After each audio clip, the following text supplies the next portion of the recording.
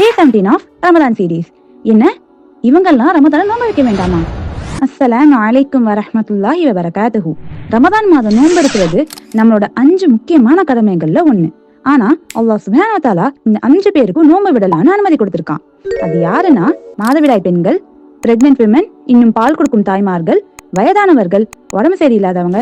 இன்னும் ஒரு நபர் முஹம்மது நபி ஸல்லல்லாஹு அலைஹி வஸல்லம் கிட்ட வந்து கேக்குறாங்க, பயணம் செய்யும் போது நோன்பு வைக்கலாமான்னு. அதுக்கு முஹம்மது நபி ஸல்லல்லாஹு அலைஹி வஸல்லம் கூறினார்கள், நீ விரும்பினால் வை, இல்லைன்னா விட்டுடுன்னு. சுப்ஹானல்லாஹ்.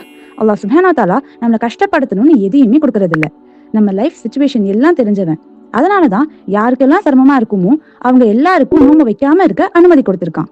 இன்னும் ஆயிஷா ரலியல்லாஹு அன்ஹா அறிவிக்கிறார்கள், மாதவிடாய் காலங்களில் விட்ட நோன்பை மட்டும் மறுபடியும் எடுத்து வைக்கணும்.